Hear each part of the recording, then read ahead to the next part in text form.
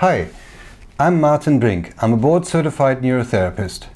Neurotherapy has been around for more than 30 years, and still, every now and then, we get the question, what is neurotherapy? Let me give you a brief answer. Neuro stands for nervous system or brain. Our brain has a gigantonormous task list. Sometimes it happens, for whatever reason, that the brain performs one of these tasks less well or even poorly. If it's noticeable, we probably call it a symptom. Thanks to technological advances, there has been an explosion in research over the last several decades, in every one of the many neurosciences. In this video, What is Neurotherapy?, I'd like to keep things very simple. The brain is surprisingly similar to a choir, although more like an assembly of groups of choirs. A super choir with 100 billion singers, with a gigantonormous playlist. Of course, depending on the context, choir or brain, we use different words for things that are essentially exactly the same.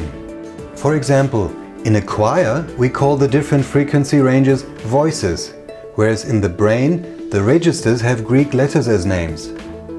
Nevertheless, they're absolutely comparable. A well-functioning choir sings in perfect harmony, and harmonious brain function depends on the right composition of frequencies, rhythm and timing. Unfortunately, that isn't always the case. For example, in brains with depression, we'd expect to find unbalanced tenors in the front of the brain. And when the soprano voices in the brain choir are too loud and too shrill, we may end up with anxiety, insomnia or headache disorder. Which leads us to the question, how would you help a choir that is out of tune during certain tasks? Would you put them on drugs? Give them electroshocks? Or drag them to a counselor? How about setting up a bunch of microphones to record the singer's activity?